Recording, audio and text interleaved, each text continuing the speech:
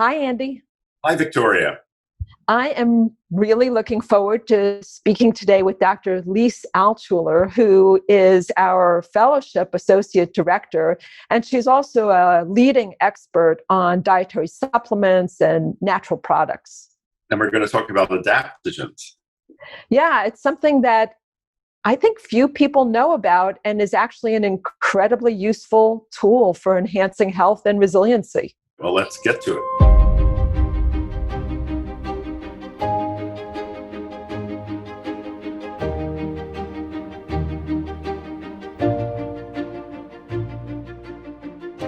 Dr. Lise Alschuler is a naturopathic doctor with board certification in naturopathic oncology. She's on our center faculty as the Associate Director of the Fellowship in Integrative Medicine and is a professor of clinical medicine at the University of Arizona. She is co-author of Definitive Guide to Cancer, now in its third edition, and Definitive Guide to Thriving After Cancer. Lise has won many awards, including the 2014 American Association of Naturopathic Physicians Physician of the Year. Welcome, Lise. Thank you. Pleasure to be here. So I was excited to hear a little bit about your philosophy about adaptogens, which is the subject of our conversation today. You say that adaptogens work gently but persistently. They increase resilience, stamina, energy, mental and emotional well-being, and immunity. And nothing else can do what adaptogens do. They are truly special contributors to our health and wellness. Pretty amazing. I think we have to start by asking you to define what are adaptogens and have people heard of them? Do they know of them? Well, they've been around for a long time. The term adaptogen was coined by some researchers in Siberia. And this was back in the early 1900s. And it was really around this idea of how do we keep our workers healthier and more productive? Is there some kind of plant medicine that could enable that productivity? And that basically birthed a lot of research into plant medicines. And there was a group of plants discovered which later became known as adaptogens. And some of these are native to that area of the world. There are things like Siberian ginseng, for example, sometimes referred to as the mother of all adaptogens because it really was the first one that was studied in depth and led us to this whole category. So these are unique plants, but they're not new. They're unique because they have this ability to support people's health no matter where we are on that continuum of health. So they have kind of a balancing effect, or they bring people back to what we sometimes refer to as homeostasis, or a sense of balance, dynamic balance, which is very unusual, very unlike, say, we're tired and we drink a cup of coffee. That acts more as a stimulant, so it moves us in a very specific direction, whereas adaptogens don't necessarily do that, and we'll kind of get into the mechanisms, I'm sure, but they are unique. There are no medications that do this. There are no vitamins that do this. There are no minerals that do this. There are no other supplements that do what adaptogens do. Lise, I have to make a comment here. Yeah.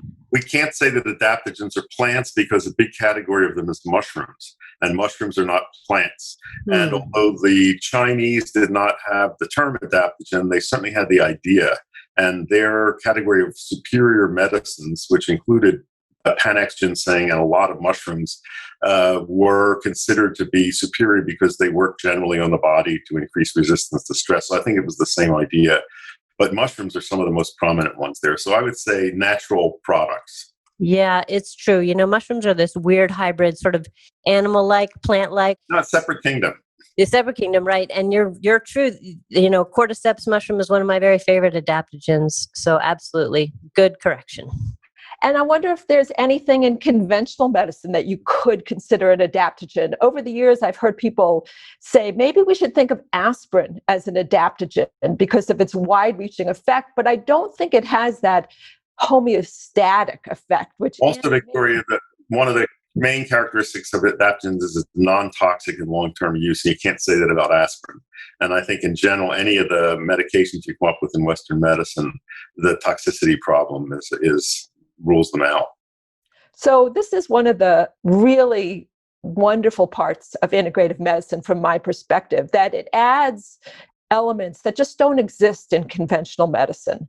And as you both pointed out, certain plants and mushrooms have this potential. You pointed out in your philosophy that these are good for stress, but it turns out adaptogens can also make us more resistant to infection. And Andy, I'm just wondering if you want to speak about COVID-19. We're recording this during the pandemic. Are there any adaptogens that you see as potentially useful during this pandemic?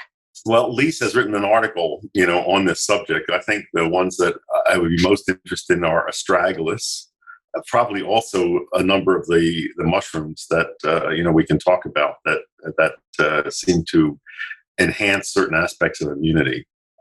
So Lise, talk about astragalus, because that's really an old one. As you were talking about, these are not new medicines. Right. So astragalus comes to us in the Western world from traditional Chinese medicine, and we use the astragalus bark. So in traditional Chinese medicine, it's typically made into soups and consumed as a beverage. And that's very true for a lot of adaptogenic plants. If you look at their history of use, people consume these as part of their diet on a regular basis. And nowadays, we tend to extract the plants or the mushrooms and use them as supplements, which also works. But in the case of astragalus, astragalus is interesting in a couple of ways. Number one is that it is thought to tonify our defensive qi. And I'm not a Chinese medicine practitioner, so forgive me for those of you who are listening who are. But it basically allows our system, our lungs especially, to be more resilient against infection. And we now know from further studies in Western medicine that there are very specific effects of astragalus extract on the immune system. And it does two things which are uniquely important, is, for example, with the COVID-19 pandemic, in that the astragalus bark enhances our initial immune defenses against infection. So it kind of upregulates the immune cells that attack invading microorganisms. And at the same time, it has some anti-inflammatory properties. So it helps to control an immune response that would otherwise go on unregulated, which is where some of the complications from the SARS-CoV-2 virus comes into play. So it really is sort of perfectly suited, if you will, to COVID-19. And again, because of that specificity in the lungs, it's really good, especially for people who have weakness or maybe a history of asthma or COPD or something like that. I imagine in your work as a naturopathic oncologist, you are using it as well in patients with cancer. Yes, there's a good body of data looking at astragalus in cancer. Again, not so much to cure cancer, but really to support the immune system either during cancer treatment or as part of the recovery from cancer treatment. Maybe has some cancer preventive properties. Again, I think that that's probably some of the wisdom behind the traditional use of eating it on a regular basis. And Andy, you have been making a recommendation to people with cancer to use astragalus for many, many years. What have you seen? Well, this is a part of something called Fuzheng therapy in Chinese medicine, which is a cancer supportive therapy designed especially to protect the bone marrow from damaging effects of radiation therapy and chemotherapy.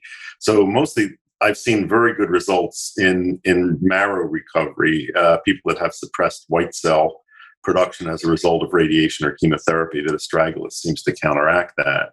Unfortunately, I have to tell many cancer patients, better not mention this to your oncologist, because most conventional oncologists simply say don't use any supplements or any herbs. They haven't learned about astragalus and they think they might interfere. But the fact is that, most of the mushrooms that are used, astragalus, I think are quite safe and they don't interfere with conventional therapy. And truthfully, this is one of the dietary supplements that has been studied. Yes. There is actually good trial evidence, especially I think in lung cancer, for using astragalus. Yeah, and again, I would echo what Dr. Weil's saying in that this is, I would say, almost always true, which is that the therapies that we have from the natural materia medica are very useful as complementary therapies to conventional treatment. The good news is that, in my experience, more and more oncologists are open to the idea, especially if you can present them with the research, or, as a patient, you can ask your natural or integrative provider to present some of the research to the oncologist. So the oncologist is mainly concerned that whatever you're adding into your treatment plan is not going to interfere with what they're recommending or in any other way harm you. So if you can make that case, then there's more openness now than there was 20, 30 years ago, for sure. True. The traditional use of astragalus in China is to ward off colds and flus. And there is data to support that. And I often recommend it to people at the start of winter cold and flu season, or to people who say they get everything going around. It can be taken long term, and I think it decreases risk of viral infection. Yeah, and I think the prevention piece is really key. There's a little axiom that I learned from my TCM colleagues that it's really good to prevent, just as you said, but if you have an acute infection, you should stop taking it. The idea is that it sort of hardwires that infection in, and it makes it more difficult for the body to remove the infection. So I think that's generally a good rule of thumb. So astragalus, good for prevention, also good in recovery, but during the acute infectious process, better not to take it. Another thing that we're really wrestling with at this moment in time are the mental health effects of this pandemic. A lot of people are experiencing anxiety and depression. Is there a adaptogen, or more than one adaptogen, a favorite that you would have to help people who are struggling with one or the other, anxiety or depression? There are many. So let's look at anxiety first. I think, first of all, I have to say that when an herbalist uses an adaptogen, they often will combine an herb that's primarily an adaptogen with another herb or supplement that has what we call nerving properties. So in the case of anxiety, it would be unusual to treat that with just one herb. But that being said, for the purposes of discussion, there are certainly some that come to mind. So for anxiety, one of the favorites is something called ashwagandha. Now, this comes to us from a different tradition of medicine, the Ayurvedic tradition of healing. This is also known as Withania somnifera, is the botanical name. And that second Latin name, somnifera, is the same word that gives us somnolence or sleep. So it kind of gives you a hint that it has some sedative-like properties. It's not a sedative like we would think of if you were to take a sleep medication, for example, but it does take the edge off and kind of alleviate anxiety. So it's very good for anxiety. At the same time, ashwagandha is especially indicated for people who are very debilitated. So either debilitated by their anxiety, or they're just debilitated from illness and they have anxiety as an element of that, because it helps to restore and rebuild stamina at a very deep level. It improves people's ability to utilize iron, and so it's good for anemia. It also improves white blood cell count. It has some very gentle thyroid supportive actions, and that can contribute to fatigue and, interestingly, anxiety as well. It helps people get a good night's rest. Most adaptogens are typically recommended in the morning, that people take them in the morning when their energy should be highest, because most adaptogens improve stamina and energy and well-being, and not like coffee, but give you kind of a stronger sense of energy for the day. It can be a little stimulating. Some of them can, yes. But ashwagandha is the opposite of that. It has this, so it's unique in the world of adaptogens. It has this kind of sedative quality, so it's best taken either in the afternoon or in the evening, actually. So that's kind of one of my top ones for anxiety. Two for possible uses in mental health. One is rhodiola and the other is tulsi. Yeah, so you and I are on the same wavelength today. So my next favorite, I was going to say, is tulsi or holy basil, mostly because I like to say holy basil. But holy basil is just an amazing, I find it to be an amazing adaptogen. It has antiviral properties, just in context of our earlier conversation, but I would use more. So it actually relieves anxiety, but it also relieves depression. So it has this, ability to kind of address people with a mixed presentation of being somewhat depressed, but also having an overlying anxiety. Tulsi is very, very good at that, and combines well actually with ashwagandha in my experience. And if you look, there's a lot of Ayurvedic formulas that contain those two herbs, I think, for that reason. In that case, would you take it in the evening still because it's got the ashwagandha, or would it not be as important to dose it in the evening?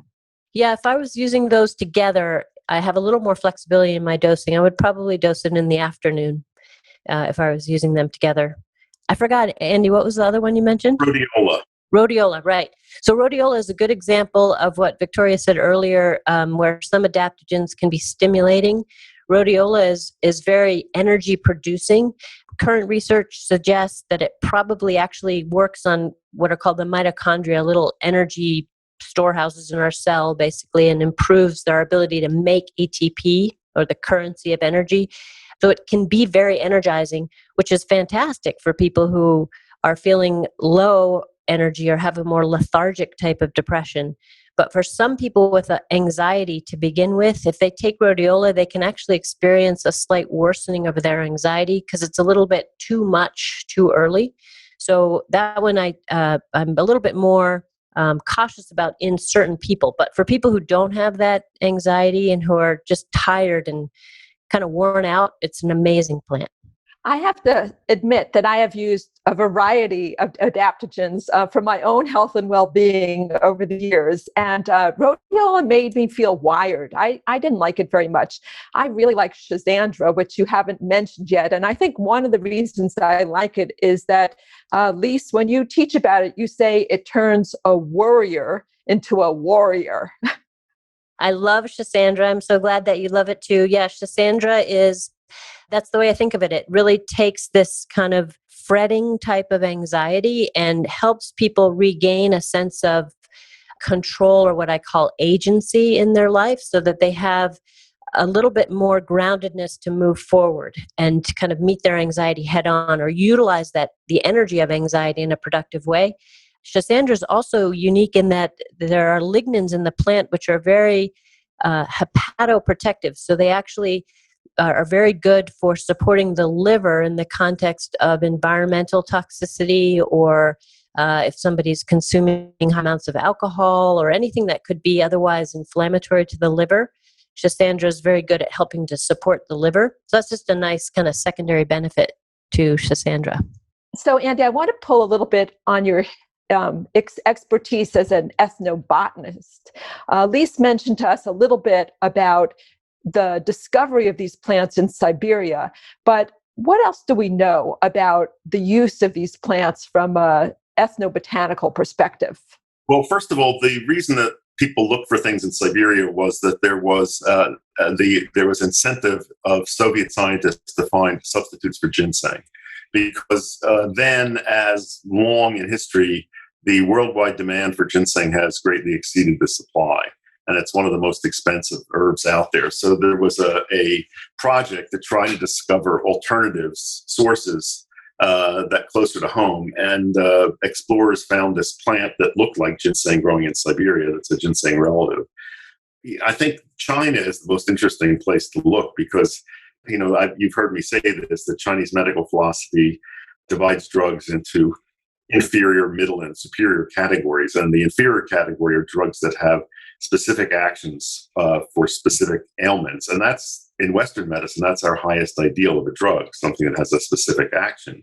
And the superior category, those that work generally, good for everything. And we don't take interest in them in the Western world because we think if something works for everything, it can't work by a specific biochemical mechanism. So that really, I think, limited our search for these non-toxic substances that, bolster health and improve homeostasis. And it's remarkable. The history of ginseng is just fascinating, how long it was completely ignored in the Western world.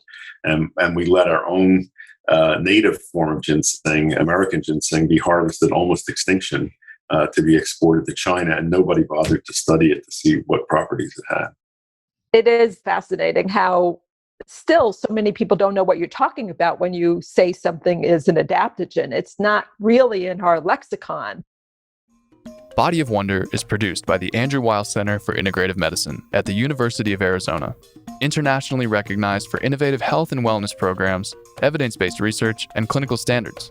During this unprecedented time managing the physical and emotional challenges of the coronavirus, the Andrew Weil Center is here to support you.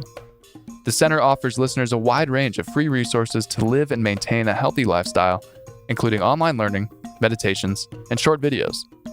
To find out more, go to azcim.org/podcast.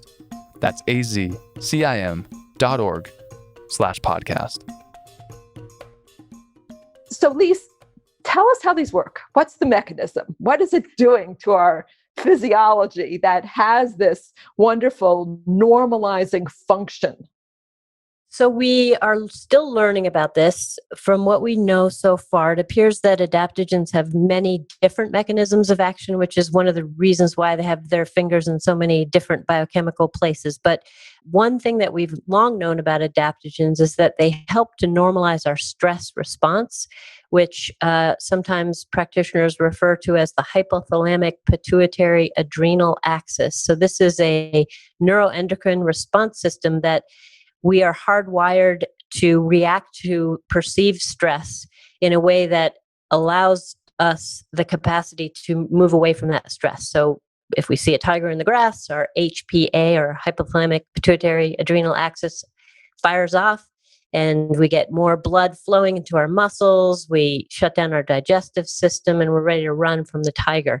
You know, in the modern world, we don't see tigers in the grass. Instead, we have people cutting us off in traffic. We run out of half and half for our coffee. We have all these other little mild stressors, but it triggers the same stress reaction. And over time, this stress reaction gets stuck in the on position, basically, and it doesn't turn off. So we don't kind of reestablish our homeostasis, our baseline function.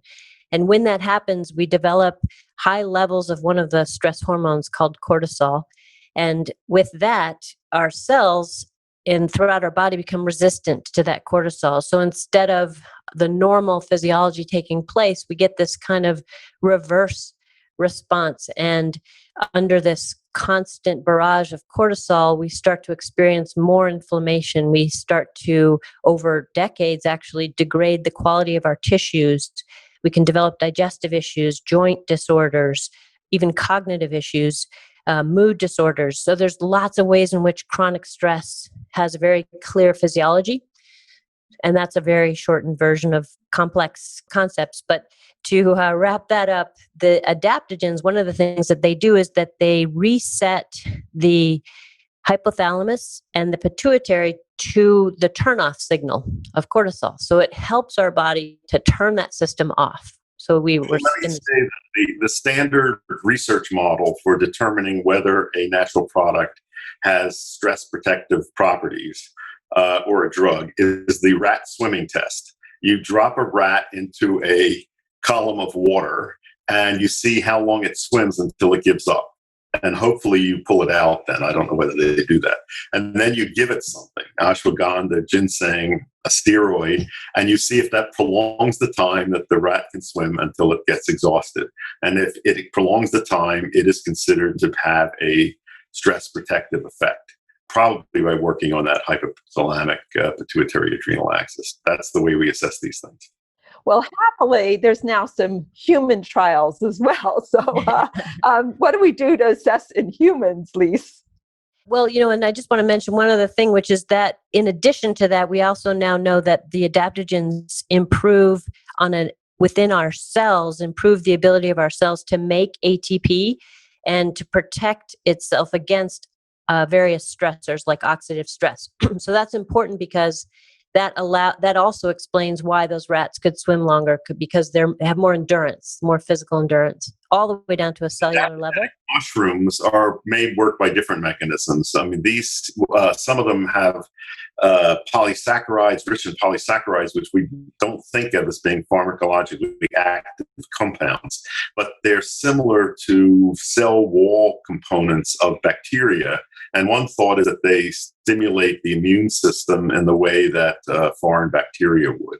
Right. Andy, since we're on the topic of mushrooms, maybe just name a few of your favorites, adaptogenic mushrooms. Well, one of the most famous is reishi. This is the hard, lacquered-looking fungus that's been much esteemed in Chinese medicine for extending longevity. It has significant anti-inflammatory properties. It has immune-modulating properties, non-toxic. The anti-inflammatory properties are very significant. and I use them in patients with inflammatory disorders. Lion's mane mushroom is one that has particular effects on nerve function and cognition, now being intensively studied.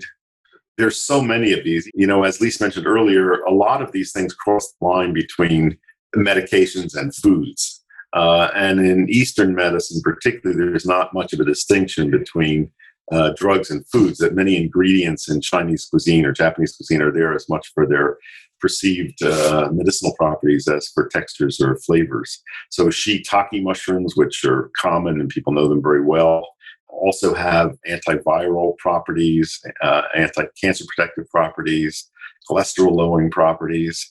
There's so many of these, and there's a lot of good resources now on medicinal mushrooms.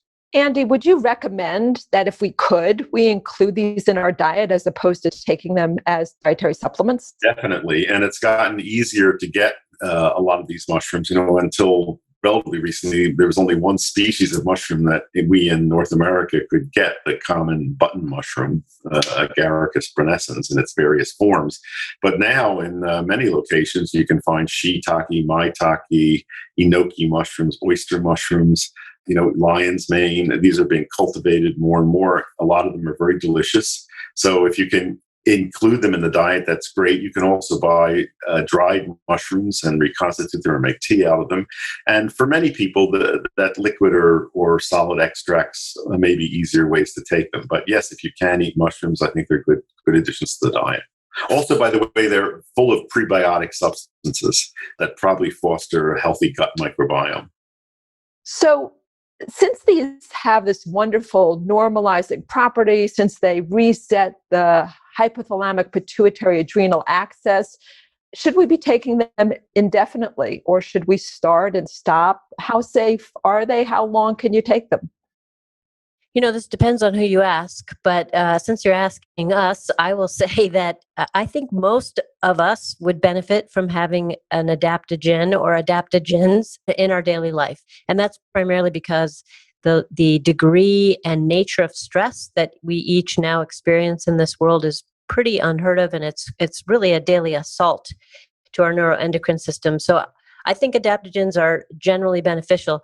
That being said, your adaptogen is not necessarily going to be my adaptogen. So I think that there is room for seeking some integrative practitioner advice to really find an adaptogen that would be best suited. And even that may change over time, depending on your circumstances. But I myself have been taking one or more adaptogens for 30 plus years, and I would feel a little bit naked without it.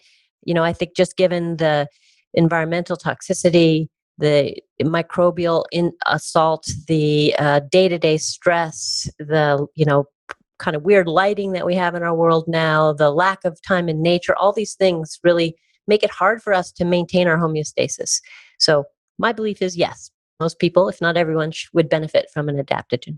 And I think these can be used safely, very long term. There's no evidence of toxicity or loss of effect. In my own life, I take extracts of a number of Asian mushrooms. I also eat garlic almost every day, and I would consider garlic an adaptogen too. It has a wide range of properties that I think improve health generally and increase resistance to infection.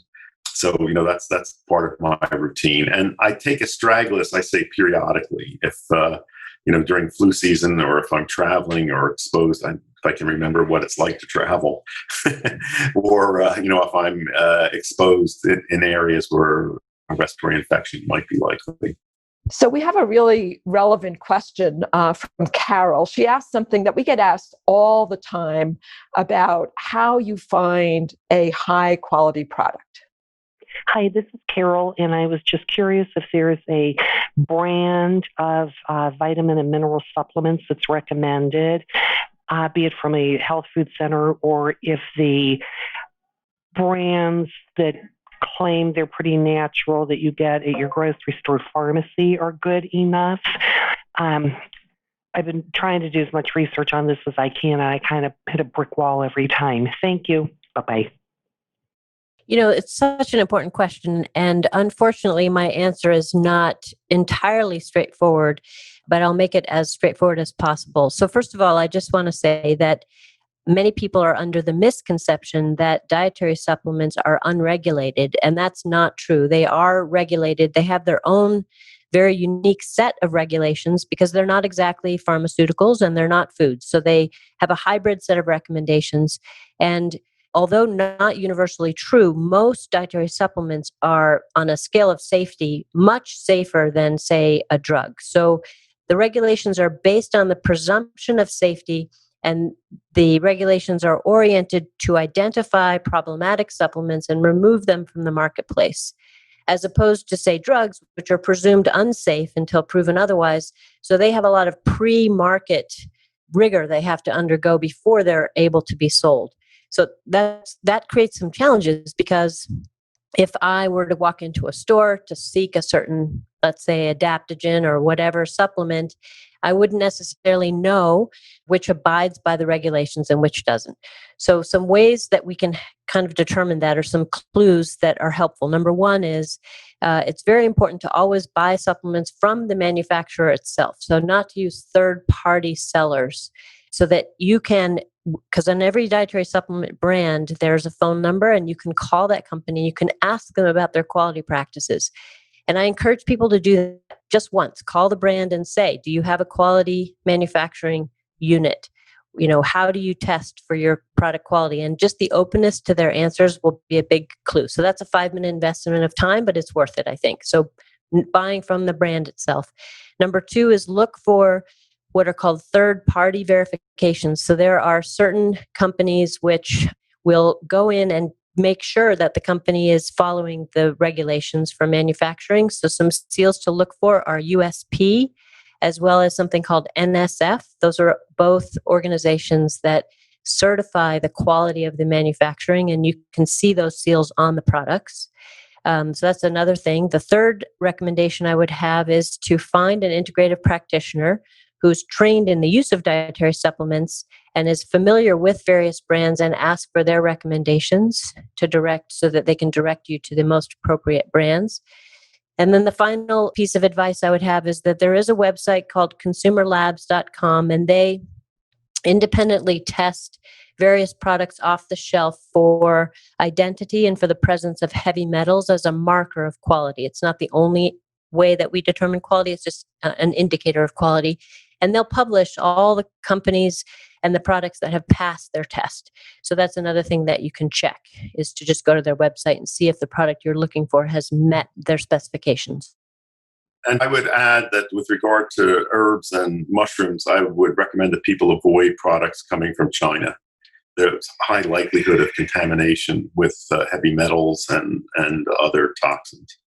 Now, wasn't that issue seen as well with Ayurvedic products? Yes. So another thing we often see when we're trying to buy a product is the claim natural. Does natural mean something on a dietary supplement product?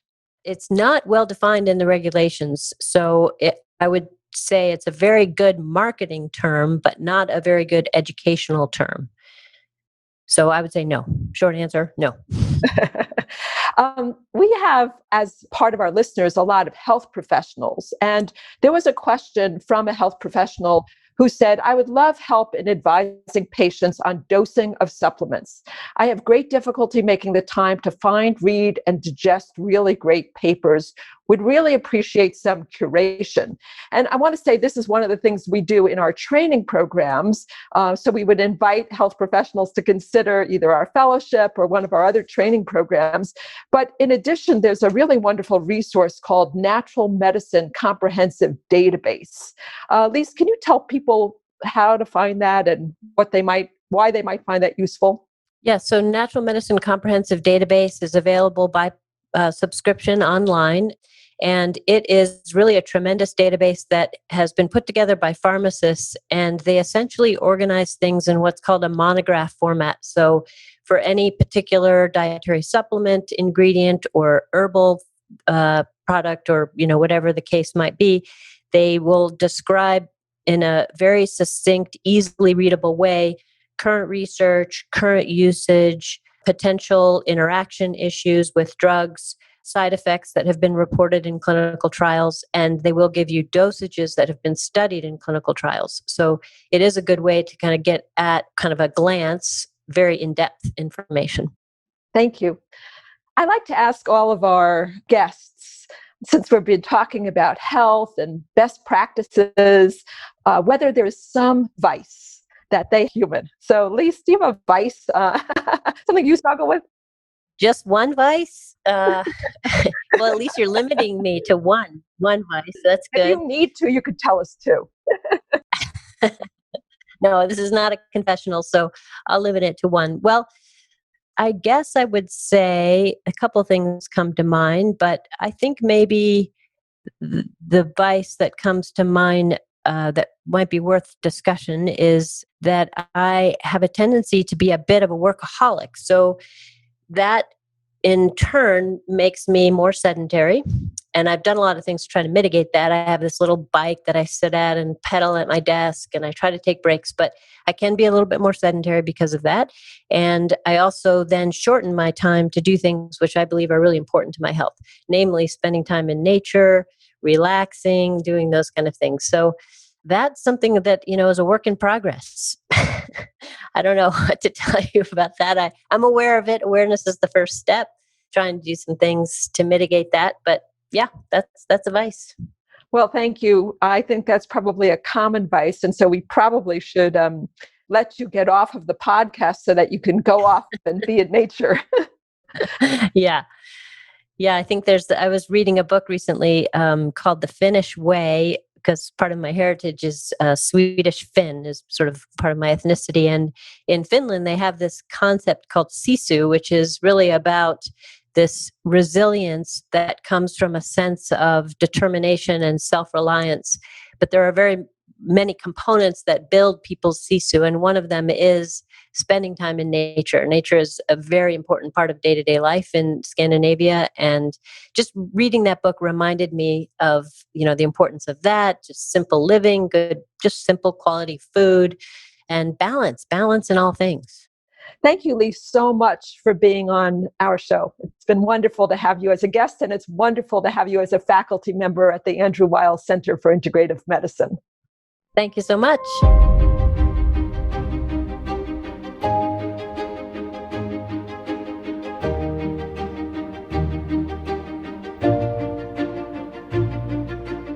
Listeners, this is Dr. Victoria Mazes. We would love for you to send us your questions for Andy, myself, or for our guests. You can call us and leave a voicemail by dialing 520-621-3950. Again, 520-621-3950. Or you can submit a question by going to our website, azcim.org/podcast. Again, azcim.org/podcast. We will review your questions and try to answer as many as possible on our programs.